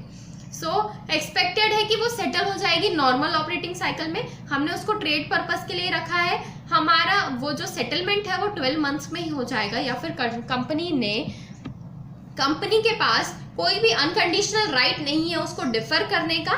ठीक है. सो ये 4 पॉइंट्स हैं. हमने जो फर्स्ट के 3 पॉइंट देखे वो सिमिलर है to that of current assets. First company के नॉर्मल ऑपरेटिंग साइकिल में आपको उसको सेटल करना है. नेक्स्ट उसको ट्रेड करना है, प्राइमरी आपने ट्रेड पर्पस के लिए रखा है उसको. Next 12 months after reporting date में आप उसको सेटल कर देंगे. और आपके पास कोई भी अनकंडीशनल राइट नहीं होना चाहिए उस पर्टिकुलर लाइबिलिटी को 12 मंथ से ज्यादा सेटल करने के लिए, मतलब डिफर करने के लिए, उससे आगे आप उसको बढ़ा नहीं सकते, तभी आप उसको यहाँ पे कवर करेंगे। ठीक है, समझ लीजिए कोई ऐसी करंट लायबिलिटी है आपके पास जिसका आपके पास राइट है कि आप उसको नॉन करंट भी बना सकते हैं। इन दैट केस ऐसी करंट लायबिलिटी यहाँ पे कवर नहीं की जाएगी, वो नॉन करंट ही कहलाएगी, क्योंकि आपके पास अनकंडीशनल राइट आ गया है, तो आप उसको कभी भी डिफर कर सकते हैं, इसलिए हम उसको नॉन करंट लायबिलिटी ही बोलेंगे। क्योंकि हमने बोल दिया है यहाँ पे कि जो भी चीज़ें करंट लायबिलिटीज नहीं होंगी वो सारी चीज़ें हमारी नॉन करंट लायबिलिटीज के अंदर कवर की जाएंगी। आई होप क्लियर हुआ हो आपको कि हमारी current liabilities, non current liabilities क्या है। नेक्स्ट अगर हम आए तो नेक्स्ट है हमारे पास इंटरनल लायबिलिटी। इंटरनल लायबिलिटी क्या होती है समझिएगा। मिस्टर ए हैं, मिस्टर ए बिजनेस स्टार्ट करना चाहते हैं। मिस्टर ए बिजनेस स्टार्ट करना चाहते हैं तो ऑफ कोर्स सी बात है, उनको कुछ ना कुछ कैपिटल लेके आना पड़ेगा ताकि वो बिजनेस में लगा सके। पैसे लेके आने पड़ेंगे, खुद से फर्नीचर, मशीन, लैंड कुछ भी लेके आ सकते हैं वो अपनी तरफ से कैपिटल के फॉर्म पे। ये जो कैपिटल होता है, ध्यान दीजिएगा, अकाउंटिंग पर्पस के लिए हम मिस्टर ए और बिजनेस को अलग अलग मानते हैं। मिस्टर ए अलग है, बिजनेस अलग है। ठीक है, इन दैट केस ये जो भी कैपिटल आया बिजनेस के अंदर वो बिजनेस की लायबिलिटी मानी जाती है। ठीक है, बिजनेस की लायबिलिटी मानी जाती है क्योंकि बिजनेस को ये पे करना है back to the mister A. Mister A को वापस पे करना है, ये बिजनेस को ऐसा माना जाता है। ठीक है, और ये ऐसी लायबिलिटी है जो कि मिस्टर ए ने पे की है। मिस्टर ए कौन है? मिस्टर ए हमारे ओनर है। ओनर अगर कोई भी चीज पे करता है to business, in that case means अपने तरफ से कुछ भी चीज लगाता है बिजनेस में, तो वो हमारा कहलाता है इंटरनल लायबिलिटी, क्योंकि वो प्रॉपरेटर का इक्विटी होता है। प्रॉपरेटर ने जो भी पैसा लगाया दैट इज कैपिटल, वो हमारी क्या है? Internal liability. बिजनेस के लिए वो इंटरनल लायबिलिटी मानी जाएगी। नेक्स्ट आते हैं वर्किंग कैपिटल पे। सो वर्किंग कैपिटल मतलब ऐसा कैपिटल जो कि हमको हमारे वर्किंग पर्पस के लिए रिक्वायरमेंट होता है। मतलब हमको पता है कि हमारे ऑर्गेनाइजेशन में डे टू डे एक्टिविटीज होती हैं। डे टू डे एक्टिविटीज के लिए हमको पैसे चाहिए होते हैं। वो पैसे कहाँ से मिलते हैं? वो पैसे मिलते हैं वर्किंग कैपिटल से। वर्किंग कैपिटल दो तरीके से निकाला जा सकता है। पहला होता है ग्रॉस वर्किंग कैपिटल, दूसरा होता है net working capital. Gross working capital मतलब टोटल करंट एसेट्स को हम ग्रॉस वर्किंग कैपिटल बोलते हैं। ठीक है, अब टोटल करंट एसेट्स को निकालने का दूसरा तरीका भी हो सकता है। ये तरीका जब आप बैलेंस शीट पूरा समझेंगे ना तब आपको क्लियर होगा, तो अभी ये मत देखिए। ठीक है, हम ये जानते हैं कि हमारे जो टोटल करंट एसेट्स है उसको हम ग्रॉस वर्किंग कैपिटल बोलते हैं। नेट वर्किंग कैपिटल क्या होता है? करंट एसेट्स में जब आप करंट लायबिलिटीज को डिडक्ट कर देते हैं तो बचा हुआ आपका नेट वर्किंग कैपिटल कहलाता है। ठीक है, so gross working capital and net working capital. Next contingent liability मतलब ऐसी लायबिलिटी जो अभी तक अराइज हुई नहीं है पर हमको लग रहा है कि आगे जाके अराइज हो सकती है। ठीक है, ऐसी ऑब्लिगेशन जो अभी तक अराइज नहीं हुई है पर हमको लग रहा है कि वो आगे जाके अराइज हो सकती है, उसको हम कंटिंजेंट लायबिलिटी बोलते हैं। पोटेंशियल ऑब्लिगेशन मतलब ऐसी चीज जिसके पास पोटेंशियल है वो हमारी ऑब्लिगेशन बन सकती है। That could be created depending on the outcome of an event. किसी पर्टिकुलर इवेंट के ऊपर डिपेंड करता है। जैसे कि कोर्ट में केस चल रहा है आपका और आपको ऐसा लग रहा है कि आपको आगे जाके 2 लाख रुपए पे करने पड़ सकते हैं उस पर्टिकुलर केस के लिए। ठीक है, इन दैट केस ये किसके ऊपर डिपेंड करता है? कोर्ट के डिसीजन के ऊपर डिपेंड करता है कि ये ऑब्लिगेशन अराइज होगी कि नहीं होगी, है ना। सो ये क्या कहलाएगा? हमारी कंटिंजेंट लायबिलिटी। नेक्स्ट आ रहा है कैपिटल, जो कि अमाउंट इन्वेस्ट किया है ओनर ने बिजनेस में, वो हमारा कैपिटल कहलाता है। ड्रॉइंग्स, ड्रॉइंग्स क्या होती हैं? ड्रॉइंग्स मतलब ये रिप्रेजेंट करती है जब भी ओनर अपने पैसे कुछ निकालता है। समझ लीजिए ओनर ने पैसे लगाए 1 लाख रुपए कैपिटल। ठीक है, अब वो क्या कर रहा है? इस कैपिटल में से जो बिजनेस में उसने लगाए थे 10,000 रुपए उसने निकाल लिए, या फिर उसने जो भी परचेस किया था मटेरियल बिजनेस के लिए वो बिजनेस से मटेरियल निकाल लिया। ठीक है, तो ये जो है एसेट्स भी निकाल सकता है, कैश भी निकाल सकता है, गुड्स भी निकाल सकता है। ठीक है, अगर ये सारी चीजें विड्रॉ कर रहा है ओनर अपने बिजनेस से पर्सनल यूज के लिए, इन दैट केस वो हमारा ड्रॉइंग कहलाता है। What is net worth? Net worth is total assets minus total liabilities. जब टोटल एसेट्स को टोटल लायबिलिटी से माइनस करते हो तो क्या बचता है? ओनर का कैपिटल, ओनर की इक्विटी मतलब रिजर्व, सरप्लस और जो भी कैपिटल वाला पार्ट बचता है वो बचता है, और वो क्या होता है? नेट वर्थ कहलाता है। उसी को हम ओनर्स इक्विटी भी बोलते हैं। नेक्स्ट आते हैं नॉन करंट इन्वेस्टमेंट्स। ऐसी इन्वेस्टमेंट्स जिसको हमने करंट पीरियड से ज्यादा के लिए रखा है वो हमारा नॉन करंट इन्वेस्टमेंट कहलाता है। ठीक है, जो कि आप current period that is this particular period, financial year आपका समझ लीजिए 2019-20 है, इससे आपने 2019-20 में खरीदा लेकिन उसको आप रख रहे हैं बियॉन्ड द करेंट पीरियड, मतलब 2020, 25, 26 तक आप रखने वाले हैं, इन दैट केस वो नॉन करेंट इन्वेस्टमेंट कहलाएगा। करंट इन्वेस्टमेंट क्या होता है, जो कि आपने रखा है ऐसे नेचर का है जो कि रेडिली रियलाइजेबल हो सकता है, और आप उसको नॉट मोर देन 1 ईयर के लिए अपने पास रखने वाले, 1 साल से ज्यादा के लिए नहीं, ठीक है। अगर 1 साल से ज्यादा के लिए रखेंगे तो नॉन करेंट कहलाएगा, अगर 1 साल से कम के लिए रखेंगे इन दैट केस करेंट इन्वेस्टमेंट वो कहलाएगा। अब आती है बात डेटर की। डेटर क्या होता है, एग्जाम्पल से समझेंगे हम। मिस्टर ए है, मिस्टर ए का बिजनेस है और मिस्टर बी है जो कि इसके कस्टमर हैं, ठीक है। मिस्टर ए बनाते हैं, हम एग्जाम्पल क्या ले, बुक्स बेचते हैं, ठीक है, बुक्स बेचते हैं ये, और मिस्टर बी इनके रेगुलर कस्टमर हैं। मिस्टर बी को कुछ बुक चाहिए थी तो ये आए मिस्टर ए के पास, उन्होंने बोला मुझे बुक चाहिए, ठीक है, लेकिन अभी उनके पास कैश अवेलेबल नहीं था, वो अभी पेमेंट नहीं कर पाएंगे, ठीक है। इन दैट केस इन्होंने क्या किया, क्रेडिट में बुक्स ले लिए, हमसे बुक ले लिया और हमको बोला कि हम आपको 3 महीने बाद पेमेंट कर देंगे, ठीक है। तो यहाँ पे क्या हुआ, ये जो मिस्टर ए है, मिस्टर ए के बिजनेस के लिए मिस्टर बी कौन कहलाएगा, मिस्टर बी कहलाएगा डेटर, ठीक है। Person from whom business has to recover money, क्या बिजनेस को रिकवर करना है मनी मिस्टर बी से, आंसर इज यस। किस चीज के लिए, ऑफ गुड्स सोल्ड और सर्विसेज रेंडर्ड ऑन क्रेडिट। ध्यान दीजिएगा, सिर्फ गुड्स और सर्विसेज के लिए बोला गया, एसेट्स के लिए नहीं बोला गया, है ना। गुड्स और सर्विसेज जो भी आपने रेंडर की है, जो कि आपका नॉर्मल बिजनेस में आप जो भी गुड्स और सर्विसेज रेंडर करते हैं, वो गुड्स और सर्विसेज आपने दी है किसी भी पर्सन को और उसका पेमेंट आपको बाद में मिलने वाला है, इन दैट केस वो पर्टिकुलर पर्सन आपके लिए डेटर कहलाएगा।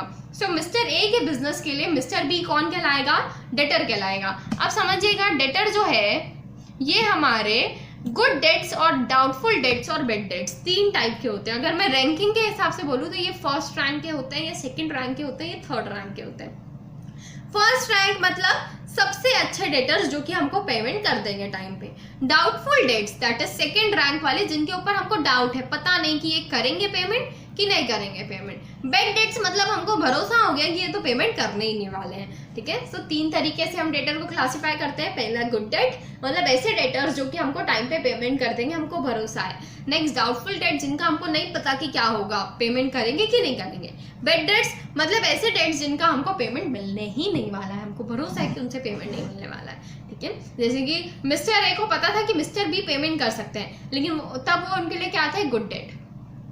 लेकिन बाद में क्या हुआ, ये जो है इनको बहुत सारा लॉस हो गया, मिस्टर बी को बहुत सारा लॉस हो गया, तो ये बन गए मिस्टर ए के लिए डाउटफुल डेटर। अब इनको लग रहा है कि पैसे मिलेंगे कि नहीं मिलेंगे। एट लास्ट मिस्टर बी बन गए इंसॉल्वेंट बन गए, तो अब तो इनको पेमेंट मिलने ही नहीं वाली है, तो इन्होंने बोल दिया कि ये तो हमारे बन गए बैड डेट, ठीक है। सो इस तरीके से हम क्लासिफाई करते हैं डेटर को, good debts, doubtful debts and bad debts. Next आते हैं हम क्रेडिटर पे। सो क्रेडिटर कौन होता है, जस्ट इसका उल्टा। अगर समझ लीजिए हमने मिस्टर ए का बिजनेस था, मिस्टर ए ने बिजनेस के लिए अपने परचेस किया, बुक्स परचेस किए ताकि वो आगे सेल कर सके, ठीक है। किससे परचेस किए, मिस्टर सी से। ये हमारे कौन है, ये हमारे सप्लायर है। इससे हमने बुक्स खरीदी है, किस पे खरीदी है, क्रेडिट में खरीदी है, तो अब हमको इनको पेमेंट करनी पड़ेगी आगे जाके फ्यूचर किसी डेट पे। इन दैट केस हमारे लिए मिस्टर सी कौन कहलाएगा, क्रेडिटर।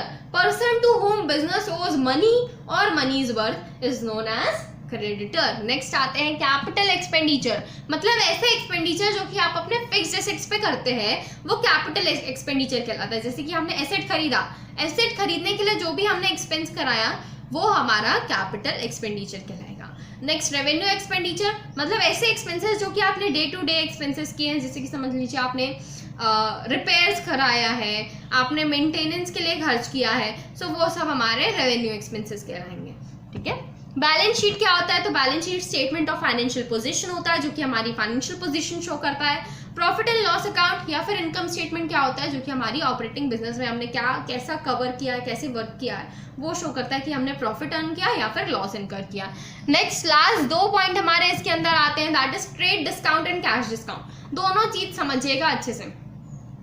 मिस्टर ए होलसेलर, ठीक है, मिस्टर ए का नॉर्मल बिजनेस है, और ये कौन है, ये हमारे रिटेलर है ना, ये जाके आके कस्टमर्स को डायरेक्ट बेचते हैं। सो मिस्टर ए बुक्स खरीदते हैं, हमको पता है, बुक्स बेचते हैं वो आगे जाके, तो वो बुक्स किसी ना किसी से खरीदते होंगे, वो बुक्स खरीदते हैं होलसेलर से, है ना। होलसेलर से बुक खरीद के मिस्टर ए उसको आगे कस्टमर तक प्रोवाइड करते हैं। इन दैट केस जब होलसेलर से मिस्टर ए खरीदेगा तो बताइए जो MRP लिखी हुई थी उसी पे खरीदते हैं क्या होलसेलर से रिटेलर? Answer is no. अगर बुक की MRP 1000 है, इन दैट केस रिटेलर को वो फॉर एग्जांपल 900 में मिलता है फ्रॉम होलसेलर, ताकि जो हमारा रिटेलर है वो भी कुछ ना कुछ प्रॉफिट अर्न कर सके, है ना। सो यहाँ पे होलसेलर ने मिस्टर ए को 1000 रुपीज की बुक 900 में दी। क्यों दी? क्योंकि ये जो है इनका नॉर्मल बिजनेस है, ताकि वो आगे जाके इसको ट्रांसफर कर सके। तो ये जो डिस्काउंट होता है उसको हम बोलते हैं ट्रेड डिस्काउंट। ट्रेड पर्पस के लिए डिस्काउंट दिया गया। अब समझ लीजिए ये डिस्काउंट तो 900 का इन्होंने दे दिया, है ना, लेकिन मिस्टर ए जो है उन्होंने ये बुक क्रेडिट में ली थी फ्रॉम होलसेलर। अब क्रेडिट में ली थी तो इनको इसको पेमेंट करनी पड़ेगी। तो होलसेलर ने बोला कि अगर आप 1 महीने के अंदर पेमेंट करते हैं तो हम आपको 2% और कैश डिस्काउंट दे देंगे। ये डिस्काउंट कब दिया जाता है? ये डिस्काउंट दिया जाता है ताकि हमको पेमेंट जल्दी मिल जाए, ठीक है। होलसेलर ने ये डिस्काउंट क्यों दिया? ताकि अब हमारा जो मिस्टर है वो जल्द से जल्द पेमेंट कर दे, इसलिए उसने उसको 2% का और डिस्काउंट दिया, ठीक है। तो ये जो एक्स्ट्रा डिस्काउंट है वो कैश डिस्काउंट कहलाता है। जो नॉर्मली ट्रेड पर्पस के लिए आप ये डिस्काउंट देते ही हैं वो ट्रेड डिस्काउंट कहलाता है, ठीक है। ट्रेड डिस्काउंट को कभी भी हम बुक्स में रिकॉर्ड नहीं करते हैं, कैश डिस्काउंट को हम हमेशा बुक्स में रिकॉर्ड करते हैं। सो देखिए क्या बोल रहा है। Trade discount usually allowed by wholesaler to retailer computed on the list price और invoice price. Cash discount this is allowed to encourage prompt payment by debtor. Debtor जल्दी पेमेंट कर दे इसलिए हम क्या करते हैं? कैश डिस्काउंट प्रोवाइड करते हैं। अब आते हैं हम नेक्स्ट टॉपिक पे, that is generally accepted accounting principles. क्या बोल रहा है समझिएगा। Widely accepted set of rules, conventions, concepts, standards and procedures. So हमारी जनरली एक्सेप्टेड अकाउंटिंग प्रिंसिपल्स क्या होती हैं? ये होते हैं हमारे, इसमें रूल्स कवर किए जाते हैं, इसमें कंसेप्ट्स होते हैं, इसमें कन्वेंशंस होते हैं, इसमें स्टैंडर्ड्स होते हैं और प्रोसीजर्स होते हैं, जिस हिसाब से जिसको फॉलो करके हम अपनी फाइनेंशियल रिपोर्टिंग करते हैं, फाइनेंशियल इंफॉर्मेशंस बनाते हैं। और ये जो है किसने बनाया है? ये बनाया है फाइनेंशियल अकाउंटिंग स्टैंडर्ड बोर्ड ने, और इसको हम जनरली एक्सेप्टेड अकाउंटिंग प्रिंसिपल्स बोलते हैं। अकाउंटिंग प्रिंसिपल्स के अंदर ये सारी चीजें कवर की गई हैं, ठीक है। अब समझिएगा अकाउंटिंग कंसेप्ट्स एंड कन्वेंशंस क्या बोल रहे हैं। हम जब भी फाइनेंशियल स्टेटमेंट प्रिपेयर करते हैं तो हम 3 बेसिक फाइनेंशियल स्टेटमेंट प्रिपेयर करते हैं। अभी तक हमको पता था profit and loss account and balance sheet, पर एक कैश फ्लो स्टेटमेंट भी बनाया जाता है। वो इन डिटेल आपको आगे आप पढ़ते जाएंगे तो आपको क्लियर हो जाएगा। कैश फ्लो स्टेटमेंट मतलब कब कब आपके पास से पैसे गया, कहाँ कहाँ गए, ये सारी चीजें हम कैश फ्लो स्टेटमेंट में रिकॉर्ड करते हैं। सो नॉर्मली ये 3 बेसिक फाइनेंशियल स्टेटमेंट्स हमारे प्रिपेयर होते हैं। ये स्टेटमेंट जो है कौन यूज करता है? ये स्टेटमेंट यूज करते हैं हमारे स्टेक होल्डर्स। अब स्टेक होल्डर्स को इन्फॉर्मेशन चाहिए होती है। अब ये इन्फॉर्मेशन उनको निकालनी है तो बताइए कि वो हर एक अलग अलग अकाउंटिंग को फॉलो कर सकते हैं क्या? समझ लीजिए शेयर होल्डर की बात लेते हैं। कंपनी में शेयर होल्डर्स हैं, तो हमारे जो नॉर्मल पब्लिक होती है वो तो अलग अलग जगह इन्वेस्ट करती है। एक ही पर्टिकुलर कंपनी में इन्वेस्ट करती है क्या? Answer is no. बहुत सारी अलग अलग कंपनीज में इन्वेस्ट कर रही है। फॉर एग्जाम्पल अगर हर एक कंपनी अलग अलग तरीके से profit and loss account balance sheet prepare करती है, इन दैट केस वो जो हमारे नॉर्मल पब्लिक है जो कि शेयर्स पे इन्वेस्ट कर रही है, क्या वो जान पाएगी कि अलग अलग तरीके से सारी एनालिसिस कर पाएगी क्या? Answer is no. इसीलिए बोला गया कि जो भी कंपनीज हैं उनको क्या करना पड़ेगा? सेम टाइप से profit and loss account, same type से बैलेंस शीट, सेम टाइप से कैश फ्लो स्टेटमेंट प्रिपेयर करना पड़ेगा, ताकि जो भी हमारे यूजर्स हैं उनको नेसेसरी इंफॉर्मेशन मिल जाए विदाउट एनी प्रॉब्लम, ठीक है। तो ये नेसेसरी इंफॉर्मेशन सही तरीके से सेम टाइप से प्रोवाइड करने के लिए हमको definite principles, concrete concepts and accepted conventions को फॉलो करना पड़ता है। अब अकाउंटिंग प्रिंसिपल्स क्या होते हैं? अकाउंटिंग प्रिंसिपल्स मतलब बेसिक गाइडलाइंस होते हैं और अकाउंटिंग प्रैक्टिसेस और प्रोसीजर्स के, ठीक है। सो नॉर्मली अकाउंटिंग प्रिंसिपल्स जैसे कि हमने देखा जनरली एक्सेप्टेड अकाउंटिंग प्रिंसिपल्स, जिसके अंदर सारे rules, concept, convention, standard and procedures covered है, ठीक है। सो हम बोल सकते हैं कि हमको जो भी चीज़ करना है वो पूरी चीज़ें हमारे अकाउंटिंग प्रिंसिपल में कवर होती है। अकाउंटिंग प्रिंसिपल के अंदर ही आता है अकाउंटिंग कंसेप्ट। ये क्या होते हैं? ये होते हैं हमारे फाउंडेशन फॉर अकाउंटिंग प्रिंसिपल। इन्हीं के थ्रू हम अकाउंटिंग प्रिंसिपल को फॉलो कर पाते हैं। नेक्स्ट अकाउंटिंग कन्वेंशंस, ऐसे मेथड्स और प्रिंसिपल जो कि वाइडली एक्सेप्टेड होते हैं, जो कि हमको फॉलो करने पड़ते हैं वाइल प्रिपेयरिंग फाइनेंशियल अकाउंटिंग्स, ठीक है। सो थ्योरी बेस अगर हम देखें तो नॉर्मली हम यही प्रिंसिपल्स, एजम्पशंस एंड कंसेप्ट्स को समझने वाले हैं. सो थ्योरी बेस में बेसिक एजम्पशंस आते हैं, बेसिक प्रिंसिपल्स आते हैं और मॉडिफाइंग प्रिंसिपल्स आते हैं. बेसिक एजम्पशंस मतलब ये हर एक ऑर्गेनाइजेशन, हर एक एंटिटी का माना जाता है कि ये एजम्पशन हर एक एंटिटी फॉलो कर रही है. नेक्स्ट बेसिक प्रिंसिपल क्या होता है? बेसिक प्रिंसिपल्स मतलब ये प्रिंसिपल्स नॉर्मल बेसिक प्रिंसिपल्स है जो कि हर एक को फॉलो करना है. मॉडिफाइंग प्रिंसिपल्स मतलब ऐसे प्रिंसिपल जो कि मॉडिफाई हो सकते हैं according to situations. So starting with basic assumptions. Basic assumption में first one is business entity concept. अब ये बिजनेस एंटिटी क्या है हमने आपको पहले ही बता दिया. जैसे कि हमने मिस्टर ए का एग्जांपल लिया था. मिस्टर ए बिजनेस कर रहे हैं तो हमने बोला था कि मिस्टर एक अलग आदमी माने जाते हैं अकाउंटिंग के पर्पस के लिए और बिजनेस अलग पर्सन माना जाता है. दोनों की अलग अलग अपनी पहचान होती है अकॉर्डिंग टू अकाउंटिंग और इन दोनों की अकाउंटिंग अलग से की जाती है. तभी तो जब हम बिजनेस से पैसा निकालते हैं तो वो ड्राइंग्स मानी जाती है फॉर मिस्टर ए, और जब भी पैसा डालता है वो बिजनेस में तो वो कैपिटल कहलाता है और बिजनेस के लिए इंटरनल लाइबिलिटी होती है. ठीक है. सो बिजनेस एंटिटी कंसेप्ट बोल रहा है कि हमारे जो बिजनेस है उसको आपके ओनर से अलग माना जाएगा. बिजनेस एक अलग एंटिटी है और ओनर हमारे अलग हैं. ठीक है, अलग पर्सन से. नेक्स्ट अगर हम आए तो नेक्स्ट आता है गोइंग कंसर्न कंसेप्ट. ये कंसेप्ट बोलता है कि हम ऐसा मानेंगे, क्या मानेंगे कि आपका बिजनेस जो है हमेशा चलता रहेगा आगे तक. ठीक है, ये कब तक मानेंगे? जब तक आप ऐसा एज्यूम नहीं कराते हमको कि आप अगले साल आप अपना एंड करने वाले हैं या फिर 2 साल में एंड करने वाले हैं. जब तक आपको ये नहीं पता होता तब तक हम ये क्या बोलते हैं कि आपने बिजनेस स्टार्ट किया है फॉर गोइंग कंसर्न, मतलब आप हमेशा चलते रहना चाहते हैं.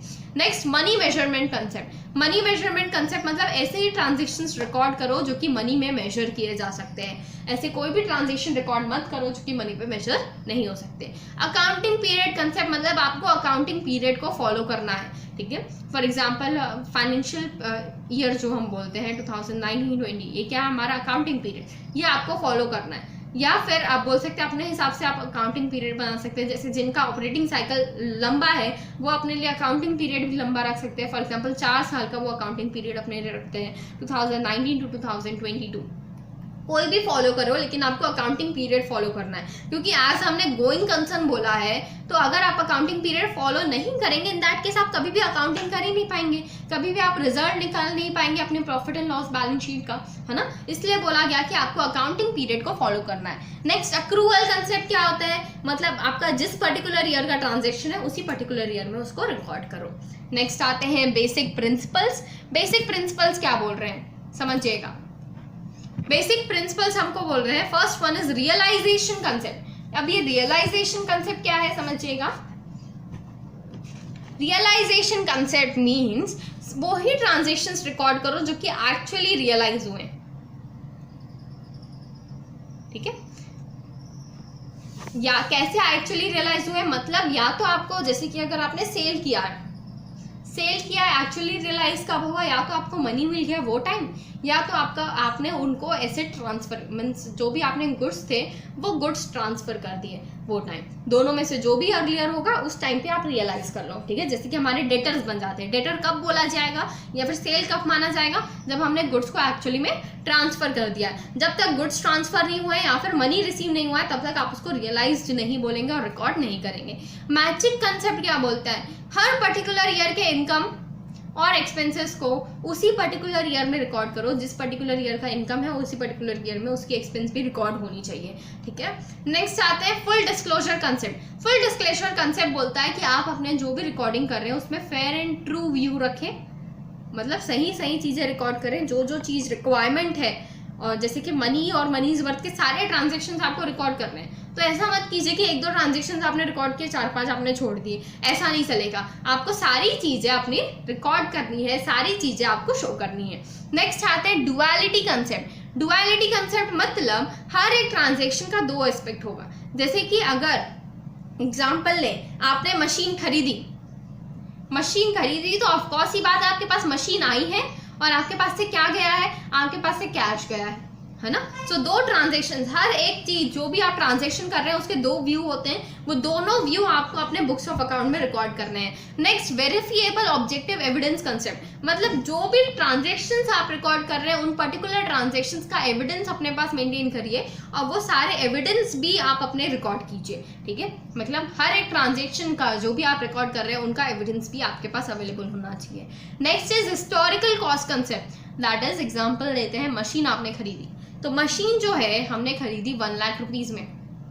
सो कॉस्ट जो है वो हमेशा हम क्या मानेंगे, हमारी कॉस्ट क्या है 1 लाख रुपीज, भले ही आप डेप्रिसिएशन लगा के उसको हर साल कम करते रहें, लेकिन वो कॉस्ट हमारी क्या मानी जाएगी कि एक्चुअल जितने पे हमने परचेस किया था वो तो 1 लाख है, और हम हमेशा कॉस्ट पे और कॉस्ट माइनस डेप्रिसिएशन पे ही रिकॉर्ड करते हैं, मार्केट वैल्यू पे रिकॉर्ड नहीं करते। पर इसके एज ये कंसेप्ट के कुछ हमारे डिसएडवांटेजेस भी बोल सकते हैं, क्योंकि हमको मार्केट वैल्यू पता नहीं चलती कि हमारे एसेट की मार्केट वैल्यू क्या है। एक्चुअल में जो एसेट को हम 1 लाख में रिकॉर्ड कर रहे हैं, पता चला वो एसेट हमारा 50,000 का ही है मार्केट में अगर हम बेचने जाए तो। सो ये सारी चीजें नहीं पता चलती है, तो इसके कुछ डिसएडवांटेजेस भी है, पर हम नॉर्मली जब अकाउंटिंग करते हैं तो हिस्टोरिकल कॉस्ट कंसेप्ट ही फॉलो करते हैं। नेक्स्ट आता है balance sheet equation. Balance sheet equation क्या होता है, assets is equal to liabilities. समझिएगा, लाइबिलिटीज में सिर्फ लाइबिलिटी नहीं आता, लाइबिलिटी में इंटरनल लाइबिलिटी और आउटसाइड लाइबिलिटी दो चीज होती है ना। So asset is equal to हम बोल सकते हैं कैपिटल प्लस लाइबिलिटी, ठीक है। सो नॉर्मली ये होता है हमारा अकाउंटिंग का balance sheet equation, asset is equal to capital plus liabilities. हम जब भी बैलेंस शीट बनाते हैं तो उस टाइम पे एक साइड हम लाइबिलिटीज लिखते हैं, एक साइड हम एसेट लिखते हैं, और ये दोनों का जो अमाउंट आता है एट लास्ट वो दोनों का अमाउंट इक्वल होना चाहिए, ठीक है। सो ये जो है उसी के थ्रू ये इक्वेशन निकाला गया, asset is equal to capital plus liability. Next आते हैं मॉडिफाइंग प्रिंसिपल्स। मॉडिफाइंग प्रिंसिपल में फर्स्ट आ रहा है हमारे पास कंसेप्ट ऑफ मटेरियलिटी। मटेरियलिटी क्या बोल रहा है, हर एक आइटम जो कि मटेरियल है, जिसकी इंपॉर्टेंस है, वो सबको अलग से डिस्क्लोज करो, ठीक है, वो सबकी इंफॉर्मेशन पता होना चाहिए। देखिए मटेरियल जो है नॉर्मली हर बार अमाउंट के ऊपर डिपेंड नहीं करता है, कई बार ऐसा होता है कि अमाउंट के अलावा भी कई सारे मटेरियल आइटम्स होते हैं, जैसे कि ऑडिट फीस। ऑडिट फीस भले आप 10,000 रुपये पे कर रहे हैं, जो कि आपके ऑर्गेनाइजेशन के लिए भले मटेरियल ना हो अमाउंट के हिसाब से, लेकिन एक्चुअल में वो मटेरियल माना जाएगा, ठीक है। नेक्स्ट आते हैं कंसिस्टेंसी कंसेप्ट। जो भी अकाउंटिंग प्रिंसिपल्स आप फॉलो कर रहे हैं वो हमेशा फॉलो करते रहें, ठीक है, उसको आप नॉर्मली चेंज मत करें, ये बोला जाता है। लेकिन कई सारे सिचुएशंस में हम चेंज भी कर सकते हैं, इसीलिए इसको मॉडिफाइंग प्रिंसिपल बोला गया है। कंसिस्टेंसी कंसेप्ट हम फॉलो कर रहे थे डेप्रिसिएशन में स्ट्रेट लाइन मेथड, क्या होता है आगे आपको क्लियर होते जाएगा, लेकिन किसी सिचुएशन के कारण गवर्नमेंट ने बोल दिया कि आपको रिटर्न डाउन वैल्यू फॉलो करना है। इन दैट केस अब हमको वो चेंज करना पड़ेगा, तो कंसिस्टेंसी कंसेप्ट यहाँ पे हमारा बोला जाए तो निगलेक्ट हो रहा है। सो कई सारे केसेस होते हैं जहाँ पे कंसिस्टेंसी कंसेप्ट हमारा हट जाता है। नेक्स्ट आते हैं कंजर्वेटिज्म कंसेप्ट। क्या बोल रहा है, जो भी एक्सपेंसेस आपको लग रहे हैं कि हाँ आगे जाके हो सकते हैं, वो सारे एक्सपेंसेस रिकॉर्ड कर लो, लेकिन जो भी इनकम आपको लग रही है कि आगे जाके हो सकती है, जब तक वो आपको पूरी तरीके से सर्टेन नहीं है तब तक उसको रिकॉर्ड मत करना, ठीक है। Timeliness concept. टाइमलीनेस कंसेप्ट क्या बोल रहा है, सारे ट्रांजेक्शन्स जो भी आप रिकॉर्ड कर रहे हैं वो ट्रांजेक्शन्स को रिकॉर्ड करो इन टाइम। जब के ट्रांजेक्शन है, जिस पर्टिकुलर ईयर के जिस पर्टिकुलर डेट के ट्रांजेक्शन है उसी पर्टिकुलर डेट को रिकॉर्ड करो, क्योंकि अगर आप ट्रांजेक्शन को ऊपर नीचे करते हो तो डेट ऊपर नीचे हो जाएगी। फॉर एग्जांपल 15 जनवरी का ट्रांजेक्शन आपने पहले रिकॉर्ड कर दिया और उसके बाद आप रिकॉर्ड कर रहे हैं 10 जन का, इन दैट केस ये आपका जो आपकी जो भी आप रिकॉर्डिंग कर रहे हैं वो सही नहीं लगती है, फिर लगता है कि कुछ भी गड़बड़ हो सकती है, इसमें आपने अलग अलग डेट डाल के रखी करके। ऊपर वाली डेट आपकी पहले की डेट ही होनी चाहिए, उसके बाद ही आप रिकॉर्ड अकॉर्डिंग टू डेट ही कीजिए, ठीक है। नेक्स्ट आता है इंडस्ट्री कंसेप्ट, मतलब अकॉर्डिंग टू इंडस्ट्रीज हमारे अकाउंटिंग भी चेंज होते रहती है। जैसे कि समझ लीजिए इलेक्ट्रिसिटी वाला काम है आपका, इलेक्ट्रिसिटी कंपनी है या फिर इंश्योरेंस कंपनी है या फिर बैंकिंग है, बैंकिंग ऑर्गेनाइजेशन है, तो इन सब के लिए अलग अलग टाइप से रिकॉर्डिंग की जाती है। सो वो जो रिकॉर्डिंग है वो आपको अपने अकॉर्डिंग ही करनी है, मतलब आप जिस भी पर्टिकुलर ऑर्गेनाइजेशन में जिस भी पर्टिकुलर इंडस्ट्री में काम कर रहे हैं उस पर्टिकुलर इंडस्ट्री में जिस हिसाब से रिकॉर्डिंग होती है आपको वही रिकॉर्डिंग को फॉलो करना है। आई होप क्लियर हुआ हो। हम यहाँ पे आज रिविजन कर रहे हैं, इसलिए मैं आपको ये सारी चीज़ें इन शॉर्ट बता रही हूँ। मैं ऐसा मान के चल रही हूँ कि आपने पहले ही पढ़ रखा है, और अगर नहीं भी पढ़ रखा है सो नॉर्मली मेरा काम है कि आपको जो है नॉर्मल कंसेप्ट समझाना। अगर आपको ये सारी चीज़ें जो मैंने समझाई है वो आपको क्लियर हो गया, आप जाके सिर्फ एक बार भी अगर बुक पढ़ेंगे ना तो आपको सारी चीज़ें अच्छे से क्लैरिटी आ जाएंगी। सो आप इसको एज अ रिविजन भी यूज़ कर सकते हैं और एज अ आप अगर आप स्टार्ट कर रहे हैं उस तरीके से भी यूज़ कर सकते हैं। बस ध्यान दीजिएगा, अगर आप अभी स्टार्ट कर रहे हैं तो बुक को भी प्रेफर कीजिएगा, बुक के भी पूरी चीज़ें पढ़िएगा। लेकिन एट लास्ट डेट पढ़ रहे हैं, in that case you need not prefer the books, you can depend on this notes and this video. Next हमारे हैं कैपिटल एंड रेवेन्यू ट्रांजेक्शन। हमने फर्स्ट वाला कंप्लीट कर लिया जहाँ पे हमने क्या होता है हमारा अकाउंटिंग, हमारे अकाउंटिंग के अंदर क्या क्या कंसेप्ट्स, प्रिंसिपल्स, कन्वेंशंस आते हैं, वो सारी चीज़ें हमने कवर कर ली। नेक्स्ट आ रहे हैं कैपिटल एंड रेवेन्यू ट्रांजेक्शन। समझिएगा कैपिटल क्या होता है, ट्रांजेक्शन जिनका लॉन्ग टर्म इफेक्ट होता है। मैंने आपको पहले ही बता दिया था कैपिटल एक्सपेंडिचर हमने देखा ऊपर, जिसमें हमने एसेट से रिलेटेड एक्सपेंडिचर किया जो कि लॉन्ग टर्म के लिए होता है, वो हमारे कैपिटल में कवर किया जाता है। जिसका शॉर्ट टर्म इफेक्ट होता है वो हमारे रेवेन्यू ट्रांजेक्शन्स के अंदर कवर किया जाता है। अब देखिए, ये जो ट्रांजेक्शन्स है वो एक्सपेंडिचर भी हो सकता है, आपका रिसीट भी हो सकता है, प्रॉफिट भी हो सकता है और लॉस भी हो सकता है, ठीक है। सो अगर एक्सपेंडिचर की बात करें तो एक्सपेंडिचर होता है कैपिटल एक्सपेंडिचर या फिर रेवेन्यू एक्सपेंडिचर। कैपिटल एक्सपेंडिचर मतलब ऐसा एक्सपेंडिचर जो कि आपने इनकर किया है परचेस में, अल्टरेशन में और इम्प्रूवमेंट में ऑफ फिक्स एसेट। आप परचेस कर रहे हैं किसी फिक्स एसेट को अल्टर कर रहे हैं या फिर फिक्स एसेट को इम्प्रूव कर रहे हैं, मतलब जो उसकी प्रेजेंट कंडीशन है वो उससे ज़्यादा अच्छे से काम करेगा, ऐसा कुछ कर रहे हैं तो वो कैपिटल एक्सपेंडिचर कहलाएगा। किसके ऊपर कर रहे हैं, फिक्स एसेट के ऊपर। इसके साथ साथ अगर आपने एसेट परचेस किया है तो परचेस करने के टाइम पे उसका डिलीवरी का खर्चा भी इसके अंदर कवर किया जाता है, उसके इंस्टॉलेशन का, उसके इम्प्रूवमेंट का, लीगल कॉस्ट का, बाइंग उस प्रॉपर्टी को बाय करने का, अगर आपने प्रॉपर्टी बाय की है तो कॉस्ट, लीगल कॉस्ट जो भी पड़ा वो भी यहाँ पे कवर किया जाता है। Demolition cost and architect fees. Demolition मतलब एट लास्ट आपने जो भी एसेट खरीदा है उसका कुछ, जैसे कि आपने समझ लेते हैं आपने माइंस के लिए लैंड खरीदा है, ठीक है। अब माइंस करने वाले हो मतलब वहाँ पे पूरा गड्ढा करने वाले हो अच्छा बड़ा सा, इन दैट केस एट लास्ट आपको क्या करना पड़ेगा, गवर्नमेंट बोलती है कि अगर आप कभी भी माइंस लेते हैं इन दैट केस आपको एट लास्ट वो पूरी जगह को वापस से फिल करना होगा जब भी आप वो जगह को छोड़ेंगे, क्योंकि कभी ना कभी वो जगह खाली होगी, माइंस जो भी आप निकाल रहे हैं वो पूरा खत्म होगा वहाँ पे। तो आपको क्या करना है, जब भी आप उसको छोड़े वहाँ से तो आपको क्या करना है, उस जगह को फिल करना है वापस से। तो ये जो फिलिंग का आखिरी में कॉस्ट आएगा वो भी हमारा यहाँ पे कॉस्ट में कवर किया जाता है कैपिटल एक्सपेंडिचर। नेक्स्ट आते हैं रेवेन्यू एक्सपेंडिचर। क्या होंगे, ऐसे एक्सपेंडिचर जो कि आपने किया है रनिंग और मैनेजमेंट ऑफ बिजनेस, बिजनेस को रन करने के लिए, बिजनेस को मैनेज करने के लिए जो भी एक्सपेंडिचर आपने किया है वो यहाँ पे कवर होते हैं। जैसे कि फिक्स कॉस्ट, हमारे जो फिक्स्ड एसेट है उसका मेंटेनेंस करना चाहते हैं। जैसे कि समझ लीजिए आपने खरीदा है मशीन, अब मशीन को बाद में क्लीनिंग करना पड़ता है, तो ये जो क्लीनिंग का खर्चा है वो कैपिटल एक्सपेंडिचर नहीं बनेगा, हर एक बार वर्क करने के बाद आपको उसको क्लीन करना पड़ता है, ये आपका रेवेन्यू एक्सपेंडिचर बनेगा, ठीक है। नेक्स्ट एडमिनिस्ट्रेशन ऑफ बिजनेस, मतलब अकाउंट्स मेंटेन कर रहे हो आप अपने, ठीक है, आपने जो भी अकाउंट से रिलेटेड खर्चा किया है, आपके वहाँ पे इलेक्ट्रिसिटी, फैन वो सब चल रहा है, तो ये सब हमारे रेवेन्यू एक्सपेंडिचर में आएंगे। सेलिंग एंड डिस्ट्रीब्यूशन एक्सपेंसेस जो भी आपने किए हैं वो सारे भी हमारे रेवेन्यू एक्सपेंसेस कहलाते हैं। जैसे कि एडवर्टाइजमेंट में खर्च किया है आपने, डिलीवरी पे खर्च किया है, ये सारी चीज़ें, ठीक है। रिसीट्स क्या होती है, जो चीज़ हमको मिला है ना। सो कैपिटल रिसीट हो सकता है या तो रेवेन्यू रिसीट हो सकता है। कैपिटल रिसीट मतलब receipt which are not of revenue nature. So normally आपको यहाँ पे बोल दिया गया कि जो रेवेन्यू नेचर का नहीं है वो कैपिटल रिसीट कहलाएगा, और ऐसा चीज होना चाहिए कि जो कि नॉर्मल कोर्स ऑफ बिजनेस में आप रिसीव नहीं करते हैं, है ना। जैसे कि हमने अपना एसेट बेच दिया, एसेट बेचना हम हर रोज करते हैं क्या, आंसर इज नो, हम हर रोज नहीं करते, तो इससे जो भी रिसीट आया वो क्या कहलाएगा, कैपिटल रिसीट। रेवेन्यू रिसीट मतलब जो नॉर्मल बिजनेस में आपको रिसीट्स हो रही है, जैसे कि आप गुड्स बेच रहे हैं, गुड्स बेचा आपने, उससे आपको कुछ रिसीव हुआ अमाउंट, है ना, तो ये अमाउंट क्या हमको नॉर्मली मिलता है, हम नॉर्मली गुड्स बेचते रहते हैं तो हमको ये अमाउंट मिलता रहता है, तो ये हमारा क्या कहलाएगा, revenue receipt. I hope clear हुआ हो। नेक्स्ट आते हैं प्रॉफिट पे। सो प्रॉफिट जो है वो हो सकता है कैपिटल प्रॉफिट या फिर रेवेन्यू प्रॉफिट। कैपिटल प्रॉफिट मतलब ऐसा प्रॉफिट जो कि आपने फिक्स एसेट को बेचने से अर्न किया है। रेवेन्यू प्रॉफिट मतलब ऐसा प्रॉफिट जो कि आप ऑर्डिनरी कोर्स ऑफ बिजनेस में अर्न करते हैं, ठीक है। हम समझिएगा रिसीट्स और प्रॉफिट में क्या अंतर है, फिर हमको ये समझना पड़ेगा। जैसे कि हमारे पास एक एसेट था जिसकी हमने नॉर्मल जो बुक में रिटर्न डाउन वैल्यू लिख रखी थी वो थी 20,000, पर हमने इसको कितने पे बेचा, हमने इसको सेल कर दिया, हमने इसको सेल किया ऑन 50,000 में हमने बेच दिया इसको, इस पर्टिकुलर एसेट को। इन दैट केस यहाँ पे रिसीट क्या होगा, यहाँ पे कैपिटल रिसीट है, कितने का कैपिटल रिसीट है, पूरा 50,000 रुपये कैपिटल रिसीट कहलाएगा। और कैपिटल प्रॉफिट कितना कहलाएगा, तो 50,000 माइनस 20,000 दैट इज 30,000 रुपीज को हम क्या बोलेंगे, कैपिटल प्रॉफिट। तो ये डिफरेंस है, यहाँ पे हम प्रॉफिट को बस कंसिडर करते हैं, रिसीट में हम पूरा का पूरा अमाउंट कंसिडर करते हैं, ठीक है।